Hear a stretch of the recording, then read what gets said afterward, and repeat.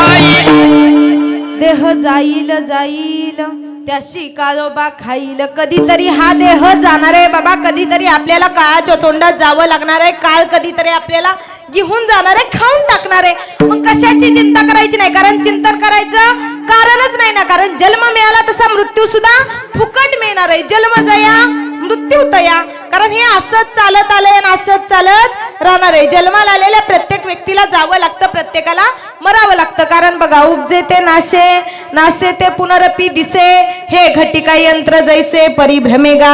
हे असंच चालत आलंय आणि असंच चालत राहणार आहे, याच्यात कसला सुद्धा बदल होणार नाही. आपल्या लोकांचं कसं झालं, आपल्या लोकांना जे चांगलं दिसतं त्याच्याकडेच लोक जास्त जातात. लोक दुसरं काही बघत नाहीत, चांगलं जे दिसतं ना त्याच्याकडे लोक जातात. आजकालच्या लोकांचं काय झालंय, लोक प्रेझेंटेशन वरून लोकांचं प्रेस्टेज ठरवतात. लोकांचं कसं असतं, लोकांना कितीही चांगलं करा, कसंही करा, लोकांना चांगलं पटतच नाही, दुसऱ्याचं नाही, माझंच सांगते. मी जरा शांत राहून उभा राहून कीर्तन केलं, सगळं देवाचं सांगितलं, तर लोक म्हणतात गेलतो कीर्तनाला, काय येते तिला नुसती निया बलाटे. आणि जरा बोलून इकडचं तिकडचं वाईट जरा गोष्टी सांगून जरा लोकांना वाईट बोललं की लोक म्हणतात गेलतो कीर्तनाला, लईच वाईट पोरगी बोलती. अरे करू काय, शांत बसून कीर्तन केलं तरी लोकांना आवडत नाही, वाईट बोलून कीर्तन केलं तरी लोकांना आवडत नाही. लोकांचा विचार करून जीवन जगायचंच नाही. लोकांचा विचार करून जीवन जगलात तर तुम्ही स्वतःसाठी काय जगलात, काय जगलात स्वतःसाठी, स्वतःसाठी जगावं. आता सगळ्यात जास्त लोकांना काय झालंय, दुनिया में सबसे बडा रोग क्या कहेंगे लोग. सगळ्यात मोठा रोग काय झालाय, लोक काय म्हणतील. अरे लोकांचा विचार करू नका, लोक कसंही वागा, चांगलं राहिलं तरी लोक नावं ठेवतात, वाईट राहिलं तरी लोक नावं ठेवतात गड्या. मग जगाचा विचार करायचा नाही. मग आपला मुद्दा काय चाललेला, जागेवरती या. काय चाललेलं, जगावं का मरावं. आता बघा, मला एक सांगा, माणसानं स्टँड वरती बस येण्याच्या अगोदर जावं का बस आल्यावर जावं, बस आल्यावर जावं का बस निघून गेल्यावर जावं, कधी जावं बोला पोरांनो, कधी जावं. अय माता माऊल्या बोला, स्टँड वरती बस येण्याच्या अगोदर जावं का बस गेल्यावर जावं, कधी जावं. माता माऊल्या जाता का नाही एसटीनं कधी, हाफ तिकीट. तुम्ही आता त्यांना कुठं जाऊ दे ना, काय कार्यक्रम असला काय असलं की तुम्ही कसं करताय, राहून दे तुम्ही, हाफ तिकीट आहे, कशाला उगाच जास्त खर्च, मी जाते आपलं म्हणता का नाही. जाताना एसटीनं प्रवास कराय, हाफ तिकीट झालंय, तुम्ही त्या कंडक्टरला खाली पाडून पुढं बसाय फायदा. एवढी गर्दी एसटीत माता माऊल्यांची. मग मला एक सांगा, स्टँड वरती बस येण्याच्या अगोदर जावं का बस निघून गेल्यावर जावं, कधी जावं, बस येण्याच्या अगोदर जावं. मग तुम्ही इथं सुद्धा एक स्टँडच आहे, इथं आला का स्टँड वरती, आला का. काय चाललेला आपला विषय, पुरुष मंडळ दिवसभर किती बी फिरू द्या, संध्याकाळी मुक्कामाला कुठं येता, घरीच येता. मग हे पण एक घर आहे, आला का घरी, आला. मग सांगा काय चाललेला आपला विषय, जगावं का मरावं. मग काय करावं बोला, जगावं का मरावं. आता तुम्ही म्हणचाल पोरे, प्रश्नच जरा उलटा विचारला, जगावं म्हटलं तरी मरायचे आणि मरावं म्हटलं तरी मरायचे. मग तुम्ही म्हणचाल पोरे, जगावं म्हटलं तरी मरायचे आणि मरावं म्हटलं तरी मरायचे, मग जन्मालाच काय यायचं. अय माता माऊल्या, काय यायचं जन्माला. तर बघा, मागील जन्मीचं भोग भोगण्यासाठी इथं जन्माला यायचंय आणि भोग भोगून झालं, वरून देवाचं बोलवून आलं की ही देहरूपी खोली खाली करून जायचंय. मग माणूस किती वर्ष राहिला, किती वर्ष जगला याला किंमत नाही, तो जगला कसा याला किंमत आहे. मग महाराज काय म्हणतात, माणसाला असं जीवन जगावं, असं जीवन जगावं की आपण गेल्यानंतर आपली कीर्ती मागं उरली पाहिजे, असं उत्तम जीवन माणसानं जगावं. तुका म्हणे का मरणेची सरे, उत्तमची उरे कीर्ती मागे. हा झाला अभंगाचा थोडक्यात भावार्थ. विठ्ठल सगळ्यांना समजेल असा अभंगाचा थोडक्यात भावार्थ सांगण्याचा प्रयत्न केला. उद्या कुणी म्हणाय नको कुठली ती कारुंड्याची पोरगी आली ती निम्म निम्म सांगितलं निघून गेली, असं कुणी म्हणाय नको. म्हणून सगळ्यांना समजेल असा अभंगाचा थोडक्यात भावार्थ सांगण्याचा प्रयत्न केला. आता बऱ्याच वेळ झालं पोरं जरा जास्तच बोलत होती. आता पोरांना तुम्हाला एक प्रश्न विचारते, विचारू ना, विचारू का नको, विचारू. हा, तुम्ही फार हुशार दिसताय दादांनो, फार कीर्तनात बोलताय, हा फार लक्ष आहे तुमचं कीर्तनात. ऐका, तुम्हाला आता सगळ्यात जास्त गाजलेलं गाणं कोणतं माहितीये का, आहे का माहित, आता चालू असलेलं कोणतं माहित नाही. माऊली महावैष्णव ज्ञानोबा यांच्या हरिपाठातला प्रथम क्रमांकाचा अभंग माहितीये का, आहे का माहित. बोला दादा, तुम्ही फार हुशार आहे, फार सुंदर उत्तर देत होता, आहे का.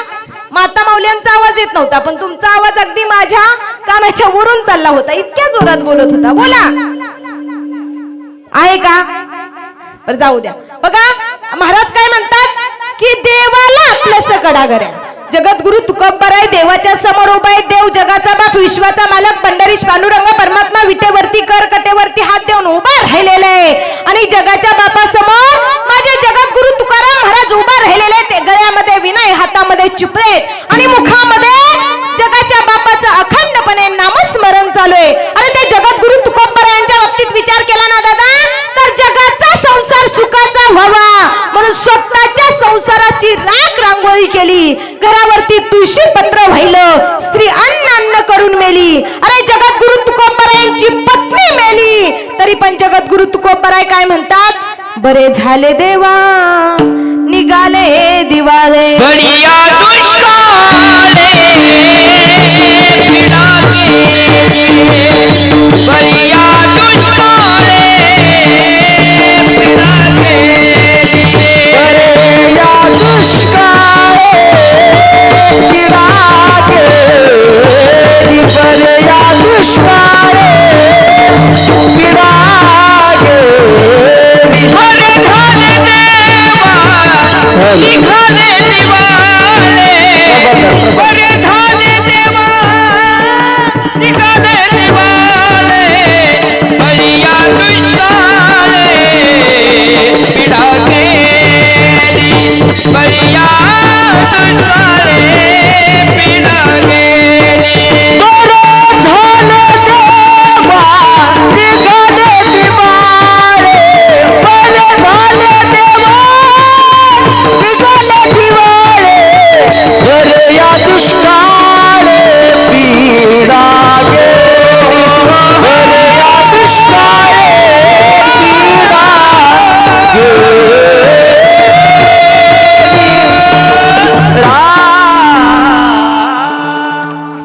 बरे झाले देवा निघाले दिवाळे, बरिया दुष्काळे पिढा गेली, बरिया दुष्काळे पिढा गेली. अरे जगद्गुरु तुकोबरायांची पत्नी मेली, तरी पण जगद्गुरु तुकोबराय काय म्हणतात की बरं झालं रे पांडुरंगा, बरं झालं देवा, तू तिला या माया जाळ्यातून वाचवलं, बरं झालं. अरे संसाराची राख रांगोळी झाली, जाळून संसार बैसल अंगणी, संसाराची राख रांगोळी झाली, घरावरती तुळशी पत्र वाहिलं, तरी पण जगद्गुरु तुकोबराय काय म्हणतात की बरं झालं पांडुरंगा, बरं झालं, तू मला या माया जाळ्यातून वाचवलं, याच्यातून तू मला एकदा मोकळं केलं. एक वेळा करी या दुःखा वेगळे, दुरितांचे जाळे उगवून या दुःखातून या माया जाळ्यातून तू मला मोकळं केलं.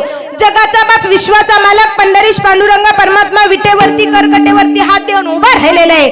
तुम्हा सर्वांना माझा साधा आणि सोपा प्रश्न आहे, जगाचा बाप ज्या विटेवरती उभा राहिला त्या विटेचं नाव काय? बोला. सगळेजण पंढरपूरला जाता की नाही? पंढरपूर, मला वाटत नाही की असा कोणता एखादा व्यक्ती असेल किंवा कोणी असा असेल की ज्याला पंढरपूर सारखं तीर्थक्षेत्र माहित नाही. असं आहे का कोणी? मग तो महाराष्ट्रातलाच नाही. मग मला एक सांगा, जगाचा बाप ज्या विठेवरती उभा राहिलाय त्या विटेचं नाव काय? विटच आहे ती, पण त्या विटेचं नाव काय? तुम्ही म्हणसाल आम्हाला काय करायचंय, आम्हाला आपलं गपचिप जायचं, दर्शन घेऊन यायचं, दुसरं काही घेणं देणं अजिबात नाही. आपल्यासारख्या सामान्य माणसाला काहीच वाटत नाही. आपण महाराष्ट्राच्या मातीत जन्माला आलेली लोक आहे, आपल्याला हे समजलं पाहिजे. कारण पवित्र अशा देशामध्ये, पावन अशा कुळामध्ये जन्माला आलोय. अरे इथं अनेक संत महात्म्याने, अनेक थोर पुरुषांनी, अनेक थोर महात्म्यांनी इथं जन्म घेतलेला आहे. अशा महाराष्ट्राच्या मातीत जन्माला आलेले आपण लोक आहे. मग आपल्याला त्याचा स्वाभिमान, अभिमान असला पाहिजे की नाही? असला पाहिजे का नाही? अरे महाराष्ट्राच्या मातीत जन्माला आलेले आपण लोक आहे. इथं अनेकांनी कितीतरी मोठा संघर्ष केलेला आहे, कितीतरी मोठं स्वतःचं कर्तृत्व निर्माण केलेलं आहे. अशा महाराष्ट्राच्या मातीत आपण जन्माला आलेली लोक आहे. मग मला एक सांगा, आपण पंढरपूरला जातो, पण आपल्याला माहित आहे का जगाच्या बापाच्या कानामध्ये मासा काय, गळ्यामध्ये कोणते अलंकार घातलेत? आपल्याला याचं काही घेणं देणं नाही. मग जगाचा बाप कोणत्या विटेवरती उभा राहिलाय तुम्हाला माहित आहे का? आहे का माहित? बोला बोला बोला ना, बोलत जावा. आहे का माहित? बघा, जगाचा बाप ज्या विटेवरती उभा राहिले, अरे काय सुंदर वर्णन आहे माझ्या जगाच्या बापाचं. काकड्यामध्ये काय सुंदर माझ्या जगाच्या बापाचं वर्णन केलेलं आहे. जगाचा बाप ज्या विटेवरती उभा राहिलाय त्या विटेचं नाव काय? अक्षयी वीट चरण तळवटी. काय विटेचं नाव? अक्षयी वीट. त्या विटेवरती जगाचा बाप उभा राहिलेला आहे. अशा सामान्य प्रश्नाची उत्तरं आपल्याला येत नाही. याच्यासारखं दुसरं दुर्दैवच असू शकत नाही ना.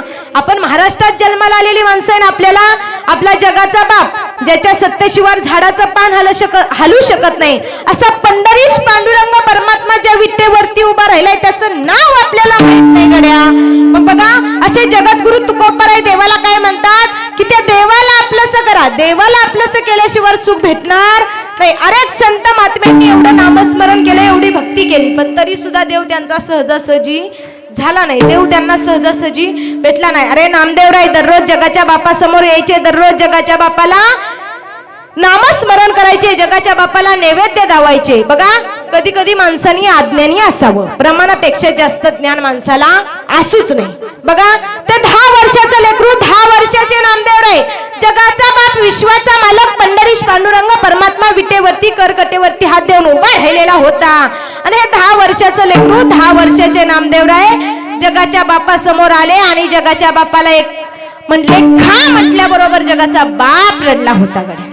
जगाच्या बापाने म्हणावं नाम्या आजपर्यंत कितीतरी लोक येऊन गेले, रती आले, महारथी आले, जपी आले, तपी आले, ऋषी आले, मुनी आले, कीर्तनकार आले, प्रवचनकार आले, गायनाचार्य आले, मृदंगाचार्य आले, बरेच येऊन गेलेले लेकरा बरेच आले, पण ऐकणारे नामे, ऐकणारे बाया, ऐकणारे लेकरा आजपर्यंत कधीच कोण खा म्हटलं नाही. पण नाम्या तू खा म्हटल्याबरोबर माझ्या डोळ्यात पाणी आलं. ऐक ना.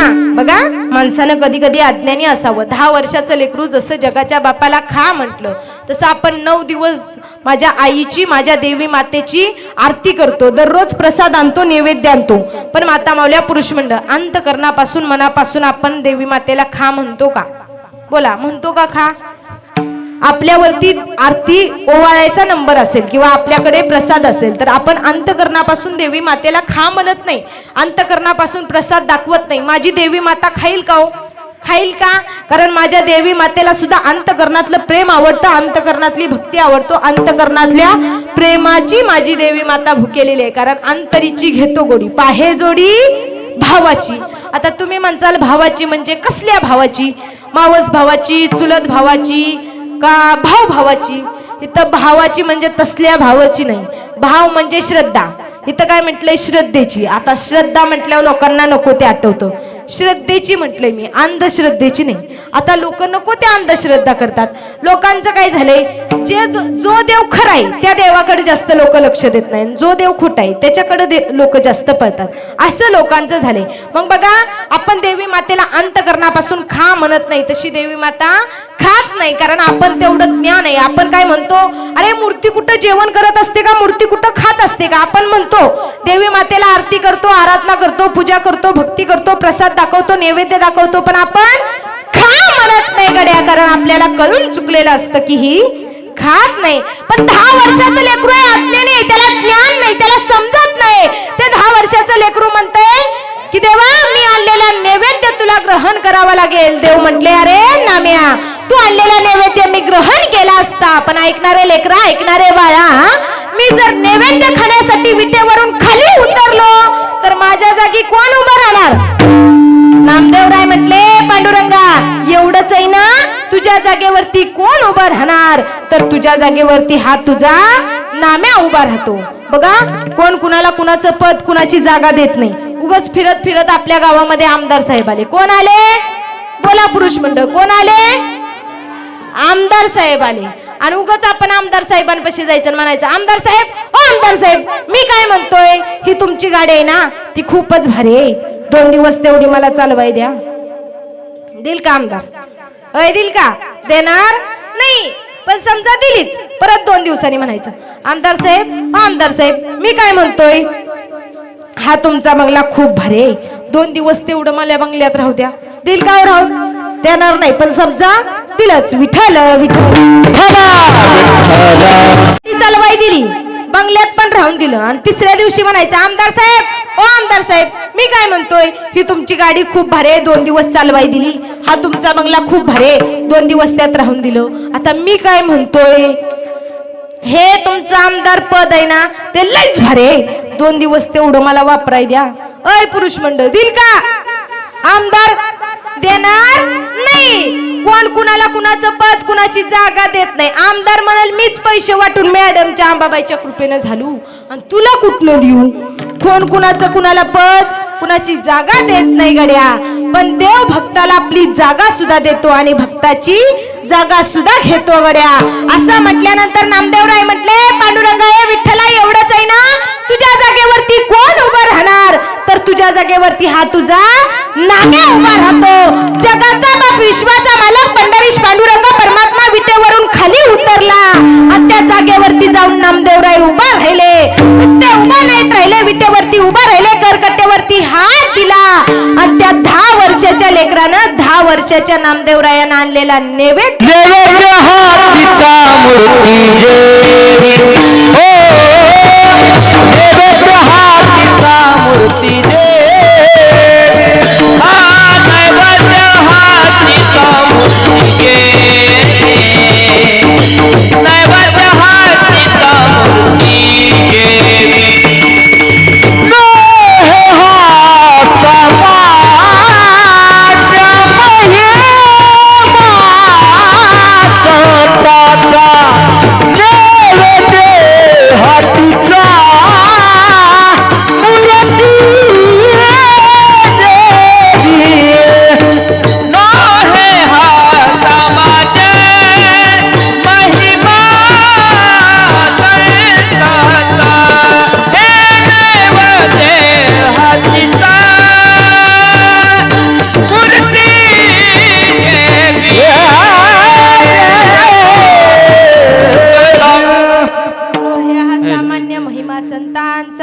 नैवेद्य हातीचा मूर्ती जेवी. बघा दगडाच्या मूर्तीला सुद्धा जेवायला लावावं हा संतांचा अधिकार आहे गड्या.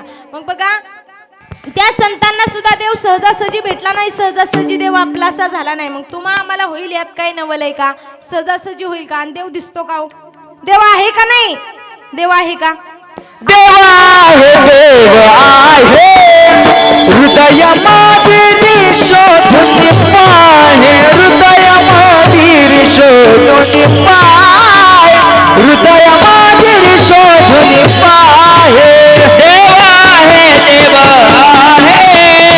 हृदयामध्ये शोधून पाहे हृदयामध्ये शोधून पाहे हृदयामध्ये शोधून पाहे. मग देव आहे का नाही? आहे का नाही? दिसतो का नाही? देव दिसत नाही म्हणजे आहे का नाही? आहे पण दिसत नाही. देव कुठं बघायचा? देव आहे हृदय मंदिरी शोधून पाहे.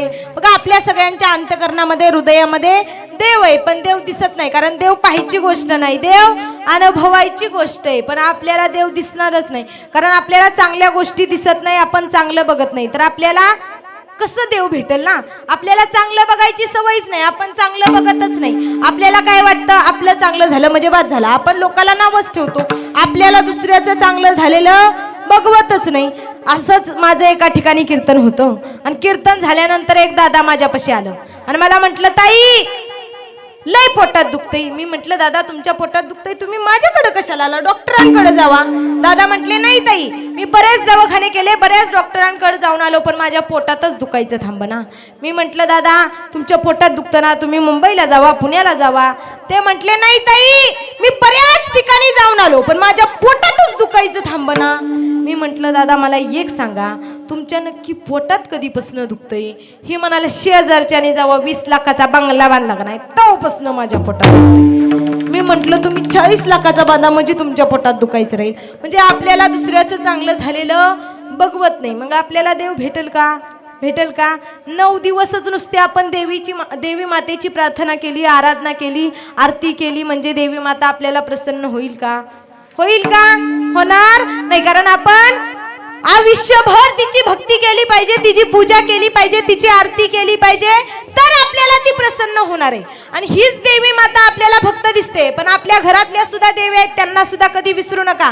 आपल्या घरातली मुलगी सुद्धा एक देवीच आहे, एक आईच आहे. आपल्या घरातली पत्नी मैत्रिणी सुद्धा एक मुलगी, एक आईच आहे, एक देवीच आहे. आपल्याला फक्त हीच देवी माता आहे म्हणून हिचीच पूजा आणि आरती करून चालत नाही. आपल्या घरातल्या देवी मातेला सुद्धा मान सन्मान, तिला सुद्धा नीट देता आलं पाहिजे, तिला सुद्धा चांगलं बोलता आलं पाहिजे. कधीतरी पुरुष मंडळ पत्नीला विचारा, थकलीस का ग, दमलीस का ग, विचारा कधीतरी. कधीतरी आपल्या मुलीला चांगलं बोला, मुलीचं सुद्धा लाड करा. कारण आपल्याला आपल्या घरातल्या देवी माता, आपल्या घरातल्या जर माता कळायला नाही तर आपल्याला जगाची आई, विश्वाची आई काय करणार आहे देवी? समजणार आहे का? आपल्याला घरातलीच समजत नाही तर जगाची काय समजणार आहे? आणि जगाची आई आपल्या घरातल्या स्त्रियांना जर आपण मान सन्मान दिला, अधिकार दिला, तर ती विश्वाची आई, जगाची आई आपल्याला दर्शन दिल्याशिवाय राहणार नाही गड्या. मग आपल्याला समजलं पाहिजे. बघा, ज्याला स्त्री प्रियसीच्या रूपात कळाली तो राधेचा श्याम झाला. ज्याला स्त्री बहिणीच्या रूपात कळाली तो मुक्ताईचा ज्ञानोबा झाला. ज्याला स्त्री मैत्रिणीच्या रूपात कळाली तो राधेचा श्याम झाला. ज्याला स्त्री आईच्या रूपात कळाली तो जिजाऊचा शोभा झाला. जिजाऊचा शोभा झाला. म्हणून बघा, स्त्री आपल्याला समजली पाहिजे. स्त्री काय आहे ते कळलं पाहिजे. बघा, अरे देवे आपल्याला समजलं नाहीत, आहे तोपर्यंत आपल्याला कळत नाही. आणि हा महाराष्ट्र असा आहे दादा, या महाराष्ट्रामध्ये आहे तोपर्यंत कोण चांगलं म्हणत नाही, आहे तोपर्यंत कोण मोठं म्हणत नाही. पण गेल्यानंतर हे जग आपल्याला मोठं केल्याशिवाय राहत नाही गड्या. आहे तोपर्यंत कोण चांगलं म्हणत नाही, कोण मोठं म्हणत नाही. अरे अनाथांची माई सिंधुताई सपकाळ सुद्धा सांगत होत्या, अरे जिवंत असताना त्यांनी सांगितलेलं की हा महाराष्ट्र सामान्य नाही, महाराष्ट्र फार मोठा आहे. या महाराष्ट्राच्या मातीत जर तुम्हाला मोठं व्हायचं असेल तर फार कष्ट करावे लागेल, फार झिजावं लागेल आणि स्वतःचं कर्तृत्व निर्माण करावं लागेल. तरी सुद्धा हा महाराष्ट्र तुम्हाला मोठं म्हणणार नाही. पण ज्या वेळेस माझी अनाथांची माई सिंधुताई सपकाळ निघून गेल्या त्यावेळेस अगदी लहान मुलांच्या मोबाईलचं, अँड्रॉइडचं स्टेटस बघितलं, अगदी वयस्कर माणसांच्या मोबाईलला सुद्धा अनाथांची माई सिंधुताई सपकाळ यांना भावपूर्ण श्रद्धांजली असा स्टेटस होता का नाही? मग बघा, महाराष्ट्रामध्ये मोठं व्हायचं असेल तर आधी मरावं लागतं, मग हे महाराष्ट्र आपल्याला मोठं करतं दादा. मग बघा, आपली पुण्यवान भूमी आहे, पवित्र भूमी आहे. कारण या महाराष्ट्राच्या मातेत अनेक संत महात्म्यांनी जन्म घेतला. पवित्र ते कुळ, पावन तो देश, जेथे हरीचे दास जन्म घेती. पवित्र अशा देशामध्ये, पावन अशा कुळामध्ये अनेक संत महात्म्यांनी जन्म घेतला. म्हणून बघा, आपल्याला बऱ्याच गोष्टी कळायला नाहीत. मी कोण आहे, मी कुठून आलोय आणि मला कुठं जायचंय हे लोकांच्या लक्षात राहिलंच नाही. मी कोण आहे हो, कोण आहे मी कोण आहे? हिथं दाखवाव तर ही छाती आहे, हिथं दाखवाव तर हा पाय आहे, हात आहे, हिथं दाखवाव तर हा पाय. मी कुठे दाखवता येईल का? मी दाखवता येईल का? पण समजा एखाद्याचं नाव पाटील असेल, काय असेल? पाटील असेल, तर ती काय म्हणतो, मी पाटील आहे. अरे कुठे मी? पाटील हे तुझं नाव आहे, लोकांनी दिलेलं तुला नाव आहे, तुझं काय आहे? काय आहे तुझं? अरे आमच्या जगद्गुरु तुकोबारायासारख्या महात्म्यानं सुद्धा म्हणावं, तुकाराम माझं नाव नाही आणि देहू माझं. सांगताय का जाऊ घरी? आजारी आहे का तुम्ही? मग तुकाराम महाराज काय म्हणतात, तुकाराम माझं नाव नाही आणि देहू माझं. कोण म्हणतय? कोण म्हणतय? जगद्गुरु तुकोबारायासारखा महात्मा म्हणतोय गड्या. पण तुम्ही आम्ही म्हणत नाही. तुमचं आमचं कसं, सगळं माझं, जमीन माझी, जुमला माझा, बायका माझी, पोरं माझी, गुरं माझी, ढोरं माझी, सगळं माझं. असाच एक जण होता. नवरत्नात 9 दिवस कीर्तन असायची, देवी मातेची आरती असायची. पण बिचारा कधीच देवी मातेच्या आरतीला जात नव्हता, तिची भक्ती करत नव्हता, तिची आरती करत नव्हता, कधीच जात नव्हता. मग झालं काय, 9 दिवसाचं नवरात्र संपलं, बरेच वर्ष, बरेच दिवस निघून गेले. त्याचं लग्न झालं. आता लग्न झाल्यानंतर बायको घरी आली. बायकोला पण ह्या ना अशीच सवय लावली. 9 दिवस आरतीला येत नव्हती, काहीच करत नव्हती, कोणता सण नाही, कोणता वार नाही, काहीच करत नव्हती. भक्ती नाही, पूजा नाही, अर्चना नाही, घरात देव नाही, काहीच नाही. 9 दिवस नवरत्नात 9 दिवस कीर्तन असायची, देवी माता बसलेली असायची. ती आपलं बिचारं काय करायचं, रस्ते न्यायचं, म्हणायचं देवी मातेला प्रार्थना करायचं, आई जोपर्यंत माझ्या घरातला पाळणा हलत नाही, जोपर्यंत तू मला माझ्या घरात दर्शन देत नाही किंवा माझ्या घरामध्ये पाळणा हलत नाही, तोपर्यंत मी तुझं नामस्मरण करणार नाही, 9 दिवस तुझ्या कीर्तनाला येणार नाही, तुझी भक्ती करणार नाही. असा तो दररोज म्हणून जायचा. एक दिवस झालं काय, त्याला झाली 2 मुलं, जुळी झाली सोबत. ही म्हणाला आता मी मोकळा झालो, या वर्षी नवरत्नात मी नक्की पारायणाला बसणार, नक्की कीर्तनाला जाणार, नक्की माझ्या आईच्या आरतीला जाणार असा म्हणायचा. म्हणाला मी मोकळा झालो, 2 पोरं, 2 गुरं, 2 ढोरं, 2 माडं, या वर्षी मी नक्की नवरत्नात कीर्तनाला जाणार. कशाचं कीर्तनाला जातय आणि कशाचं आरतीला येतय? झालं काय, त्याची पोरं मोठी झाली, त्यांची लग्न झाली, तरीही येतय हिथं नवरत्नात आरतीला. देवी मातीच्या हिथं कीर्तन आहे काय? आलंच नाही. मग झालं काय, याचा थोरला मुलगा होता ती मळ्यात गेलता, मळ्यात लावलेला ऊस, काय लावलेला? ऊस लावलेला. आता मळ्यात ऊस लावलेला थोरला मुलगा मळ्यात गेलता. थोरल्या मुलानं काय केलं, एक ऊस मोडून आणला आणि एका ऊसाचं 2 तुकडं केलं. आता घराजवळ आल्याबरोबर दोन्ही पोरं पळत आली. त्यानं काय केलं, ऊसाची मुळा कुडची बाजू आपल्या पोराकडं आणि ऊसाची वाड्या कुडची बाजू भावाच्या पोराकडं. आता पोरं तर काय शानी वई, एक पडलं पाय घसरून ती झाली पलटा पलटी. ऊसाच्या मुळा कुडच्या बाजूला गेलं भावाचं पोरग आणि वाड्या कुडच्या बाजूला गेलं ह्याचं पोरग. आता ही बिशाना, ह्यानं काय केलं, असा हात होता ती असा केला, हाताला ती टाकली. आता हा सगळा कार्यक्रम पाहिला कुणी? धाकट्या भावानं माडीवनं पाहिला. आणि धाकटा भाऊ कसा करतोय, आत्ताच्या आत्ता वाटणी, आत्ताच्या आत्ता भेसला. ही म्हणाला लका झालं काय ते तरी सांग. ही म्हणाला जमायचं नाही, आत्ताच्या आत्ता वाटणी, आत्ताच्या आत्ता भेसला. ही म्हणाला नक्की झालं काय ते तरी सांग. ही म्हणाला ऊसात असं तर बँकेत कसं. सगळं वाटून घेतलं महाराज, सगळ्याची वाटणी झाली, राहिली कशाची वाट?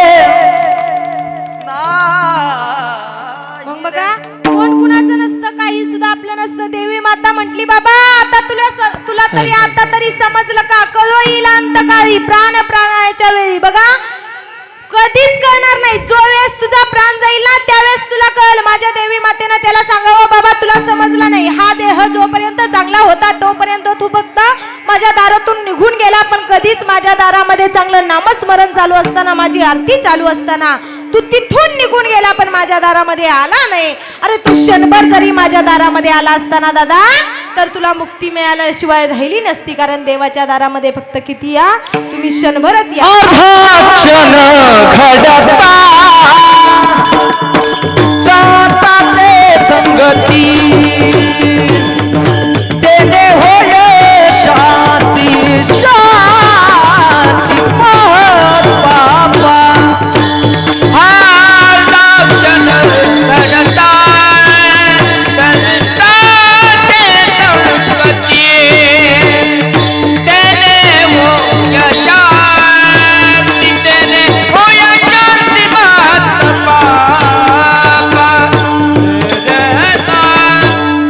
तुम्ही क्षणभरच इथे या. देवाचे द्वारी उभा क्षण भरी, तेने मुक्तिचारी साधिला. क्षणभर जर तुम्ही माझ्या आईच्या दारामध्ये आला, देवाच्या दरबारामध्ये गेला ना, तुम्हाला मुक्ती मिळाल्याशिवाय राहणार नाही. मग क्षणभरच तुम्ही इथं आल्यानंतर तन मन धन लावून तुम्ही इथं बसल्यानंतर हातानं टाळी आणि मुखानं नाम घेतलं पाहिजे. कारण टाळी वाजवणं हे सुद्धा अक्कलवंत माणसाचं काम आहे. मग इथं बसल्यानंतर माणसानं हातानं टाळी आणि मुखानं नाम घेतलं पाहिजे. माता माऊल्या, आपण जर भांडण, आपल्या शेजारची बाई जर भांडण करायला लागली, आपलं नाव घेऊ घेऊ जोरात भांडायला लागली, तिथं जाऊन आपल्याला भांड म्हणायची गरज लागती का? जा म्हणायची गरज लागती का? बोला मग पुढचं सांगते, लागती का? तिथं तुमचं नाव घेऊन जर ती बाई तुमच्या माग भांडत असेल तर तिथं जाऊन तुम्हाला भांड म्हणायची गरज लागती का? लागत नाही. मग इथं बसल्यानंतर टाळी म्हणा आणि विठ्ठल विठ्ठल भजन करा असं म्हणायची गरज लागल का? नाही लागली पाहिजे का नाही? इथं पण आपोआप झालं पाहिजे का नाही? पुरुष मंडळ सकाळी उठल्यानंतर हातावरती तंबाखू घेतल्यावर तिला चुना लावून तोंडात टाक म्हणायची गरज लागती का? पुरुष मंडळ लागती का? इथलं सगळं गाव व्यसन मुक्त आहे का? एवढी चांगली लोक आहेत का इथली? लागती का म्हणायची गरज? लागत नाही. तिथं सकाळी न म्हणता जसं तोंडात जातं तसं इथं बसल्यानंतर न सांगता हाताने टाळी आणि मुखानं नाम घेतलं पाहिजे. विठ्ठल विठ्ठल. स्त्रीचीच ताकद कळाली नाही, देवी काय असते कळाली नाही. अरे ज्या माझ्या मुक्ताबाईनं मेलेल्या माणसाला जिवंत करावा एवढी ताकद माझ्या मुक्ताबाईमध्ये होती. ती सुद्धा एक स्त्री होती, ती सुद्धा एक देवी होती, ती सुद्धा एक आई होती. अरे जगाच्या बापानं, विश्वाच्या मालकानं माझ्या जनाबाईच्या घरी येऊन जातं ओढावं, जात्यावरती दयन दयावं. अरे एके दिवशी माझ्या जनाबाईवरती चोरीचा आळ आला गड्या, आणि माझ्या जनाबाईनं देवाला म्हणावं, रे पांडुरंगा मला सुळावर द्यायचं. मला भर चौकामध्ये नेलं, दोन्ही हात देशीला टाकलेले आणि सुळावर द्यायचं ठरवलं. आणि माझी जनाबाई जगाच्या बापाला म्हणत होती, अरे पांडुरंगा, रे विठ्ठला, तुझ्यामुळे झालं रे, तुझ्यामुळे झालं. अरे माझी जनाबाई जगाच्या बापाला सुद्धा शिव्या देत होती. माझी जनाबाई काय म्हणायची? अरे अरे विठ्यामुळे मायेच्या कारट्यात तुझी रान रडकी झाली. ती सुद्धा एक देवी होती का नव्हती? अरे एका वेश्येच्या मुलीला सुद्धा माझ्या जगाच्या बापानं, विश्वाच्या मालकानं शेजारी जागा द्यावी. ती सुद्धा एक देवी होती, ती सुद्धा एक आई होती का नव्हती? अरे कोण होती कानोपात्रा? एका वेश्येची मुलगी होती. एका वेश्येची मुलगी भक्ती करून धन्य झाली. कान्होपात्राने देवाने मंदिरात जागा दिली. भक्ती करून भक्ताला आला भेटाया श्रीहारी. भक्ती पाहुणी भक्ताला आला भेटाया श्रीहारी. धनी मलाही दाखवायला विठुरायाचे पंढरी. धनी मलाही दाखवायला विठुरायाचे पंढरी. धनी मलाही दाखवायला विठुरायाची पंढरी. धनी मलाही दाखवायला विठुरायाची पंढरी. एका वेशेची मुलगी भक्ती करून धन्य झाली. कानोपात्र्याला देवाना मंदिरात जागा दिली. हरिनामाच्या भजनात सुख मिळेल संसारी. धनी मलाही दाखवाना विठुरायाची पंढरी.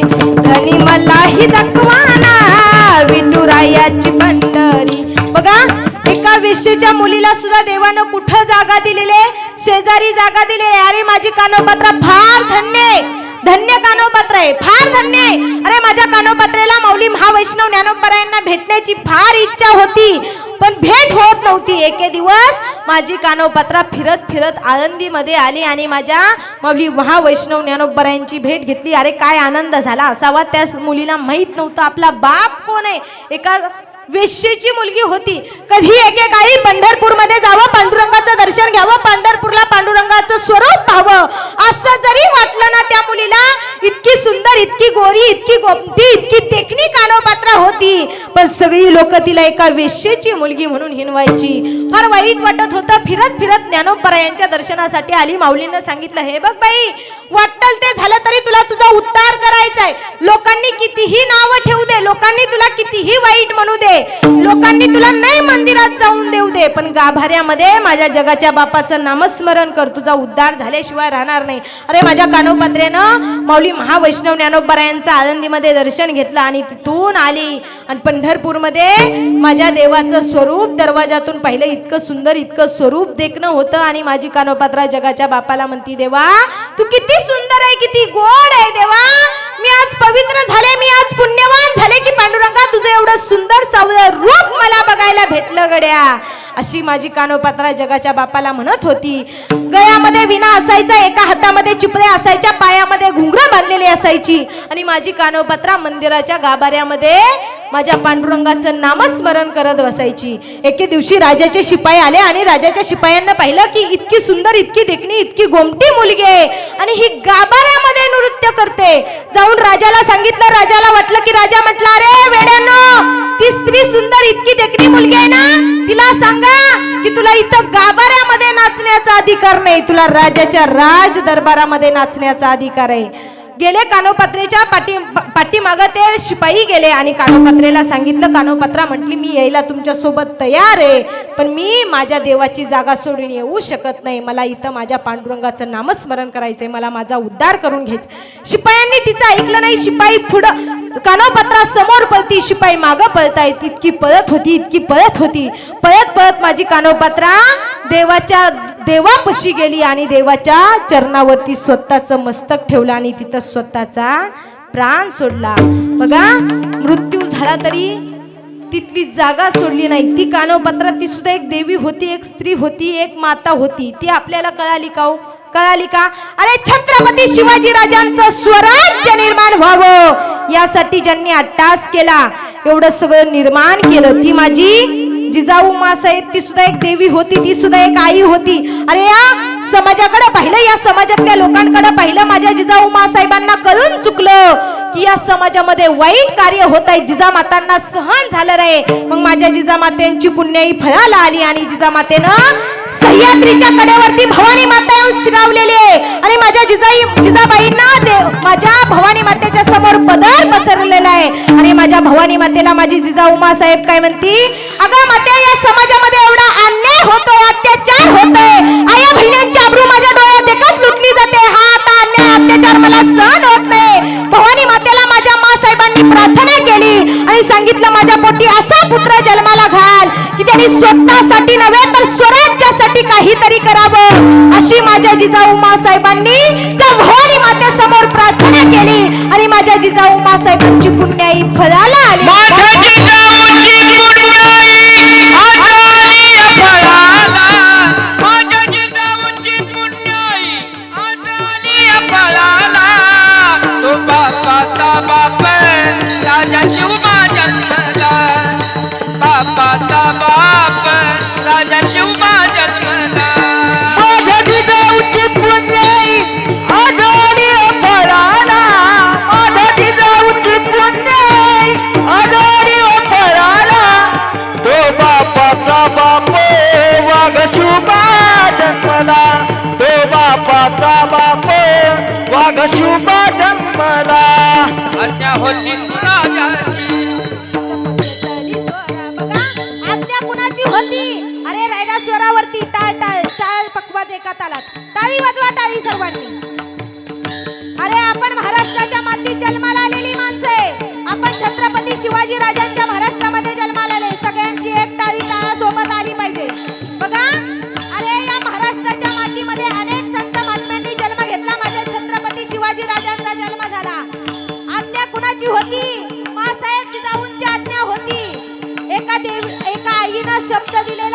पुत्राला अरे रायरेश्वरावरती माझ्या छत्रपती शिवाजीराजांनी शपथ घेतली आणि शपथ घेतली कोंढाणा ताब्यात घ्यायचंय आणि मासाहेबांना राजा सांगतायत मासाहेब कोंढाण्याची मोहीम सोपी नाही कडवा राजपूत आहे कडवा राजपूत पावणे 7 फुटाचा राजपूत आहे एका वारामध्ये 10 जणांना झोपवतोय असा तो कडवा राजपूत आहे मासाहेब माझ्याच्यानी होणार नाही अरे काय ताकद काय शब्द माझ्या मासाहेबांची नजर माझ्या राजांनी पाहिली आणि नजर पाहिल्याबरोबर मासाहेबांना राजा सांगतायत मासाहेब चिंता नसावी काळजी नसावी येत्या अष्टमीला स्वराज्यावर भगवा फडकणार म्हणजे फडकणार अरे कुणी शब्द दिलता आज्ञा कुणी केली होती या स्वराज्य स्थापनेची एका आईनं एका मातेनं याच महाराष्ट्रातल्या मातीनं याच महाराष्ट्रातल्या पुत्राला दिलेला शब्द आहे आईची आज्ञा होती म्हणून माझ्या छत्रपती शिवाजीराजांनी हे स्वराज्य निर्माण केलं आज्ञा होती जिजाऊची शपथ घेतली स्वराजाची शपथ घेतली स्वराज्याची शपथ घेतली स्वराज्याची जन कल्याणाची कमाना होती तुकोबाची चिंता शिवबाची होती चिंता शिवबाची ताई एक ताई बघा शिकवण कोणाची होती अरे माझ्या जगद्गुरु तुकोबराय यांच्या कीर्तनाला सुद्धा जगाचा राजा येऊन बसत होता अरे असंच कीर्तन माझ्या जगद्गुरु तुकोबराय यांचं चाललेलं होतं असंच कीर्तन चाललेलं होतं आणि चालू कीर्तनामध्ये जगाचा राजा छत्रपती शिवाजी राजा आले होते आणि कीर्तनात आले होते आणि आले असताना हिरे माणिके मोती माझ्या जगद्गुरु तुकोबरायांना राजाने आणलं होतं आणि माझ्या जगद्गुरु तुकोबरायांनी ते हिरे माणिके मोती पाहिलं आणि माझे राजे म्हटले माझे जगद्गुरु तुकोबराय म्हटले राजा तुमचे रविंद्र धन ते माझं मृत्तिके समान समोर जी माती पडलेले आणि तुम्ही आणलेले जे सोनं आहे ना त्या दोन्हीचं मोल माझ्यापाशी समान आहे जगद्गुरु तुकोबरायांची शिकवण होती तेव्हा कुठं हे स्वराज्य स्थापन झालं या स्वराज्याची निर्मिती झाली तोरण बांधले स्वराज्याचे या तोरण कुणाला वाटतं कुत्र्याला काय वाटतं ही जी बैलगाडी आहे ना दोन्ही बैला सकट शेतकऱ्या सकट आखी गाडी आहे ती मीच ओढतो कुणाला वाटतं कुत्र्याला काय वाटतं ही जी बैलगाडी आहे ना दोन्ही बैला सकट शेतकऱ्या सकट अख्ख्या सगळ्या गाडीचं ओझ आहे ती मी एकटाच ओढतो कुणाला वाटतं कुत्र्याला वाटतं मीच ओढतोय अरे कुत्र्या बाहेर ये बाहेर तुझ्यामुळे गाडी नाही गाडीमुळे तुझं संरक्षण आहे नाहीतर बाहेरच्या गावची कुत्री हार नारळ घेऊन तुझा सत्कार समारंभ करायला उभीच आहे तू बाहेर ये पण कुत्र्याला काय वाटतं ही सगळी गाडी आहे ती मीच ओढतोय कुणाला वाटतं बोला माता माऊल्या कुणाला वाटतं कुत्र्याला अहो माणसाची गत सुद्धा कुत्र्यासारखीच झाली माणसाला काय वाटतं त्याच्या मुलीचं लग्न ना मी म्हणून झालं पट्ट्यानी जमवलं मी हे सगळं चाललंय ना एवढं मंडळ चाललंय ना मी पुढं होऊन निविजन केलं मी म्हणून झालं कीर्तन ठेवायचं ना मी केलं मी एकट्यानी माझ्यामुळे झालं कुणाला वाटतं होय कुणाला वाटतं आता म्हणा की कुत्र्याला माणसाची गत सुद्धा कुत्र्यासारखीच झाली महाराज विठ्ठल विठ्ठल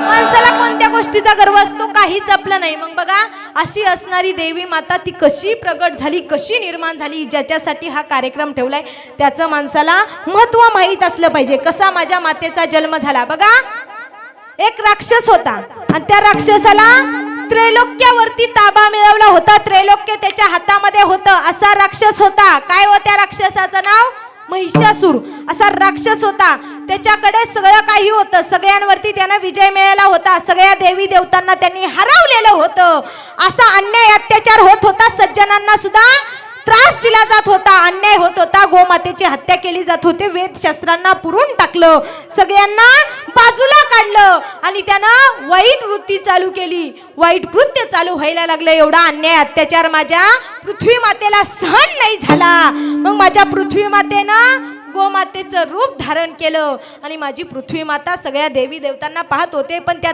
राक्षसापाशी महिषासुरापाशी कुणाचंच काही चालत नव्हतं अरे तो महिषासूर कसा होता म्हशीच्या पोटातून त्याचा जन्म झाला होता म्हणून त्याचं महिषासूर असं नाव होतं. असा तो राक्षस होता गड्या. मग त्याला भगवंताने स्वतः वरदान दिलेलं होतं की तुला कोणीच हरवू शकत नाही, तुझा पराजय कोणीच करू शकत नाही, तुझा त्रैलोक्यावरती अख्खं ब्रह्मांड तुझ्या हातात आहे, तुझं कोणीच वाटोळं करू शकत नाही. असा तो महिषासूर राक्षस गोमातेचं रूप धारण केलं आणि गोमातेचं रूप धारण केलं आणि समोर पाहिलं एवढं वाईट कृत्य होतं, इतकी वाईट वृत्ती चालले. आणि मग झालं काय, भगवान शंकराच्या शरीरापासून तामस गुणाची निर्मिती झाली. बघा, देवादिदेव असणारे महादेव, त्या महादेवांचं सुद्धा त्या राक्षसापाशी काहीच चालत नव्हतं. असे असणारे देवादिदेव महादेव, त्या महादेवांच्या शरीरापासून तामस गुणाची निर्मिती झाली. विष्णू देवाच्या शरीरापासून राजस गुणाची निर्मिती झाली आणि ब्रह्मदेवाच्या गुणापासून सात्विक गुणाची निर्मिती झाली. असे 3 गुण एकत्र झाले आणि 3 गुणाचा एक देह निर्माण झाला, एक शक्ती निर्माण झाली आणि अशी माझी अनादी माता प्रगट झाली गड्या. अनादि निर्गुण प्रकटली भवानी. निर्गुण निर्गुण प्रगटली भवानी. मोह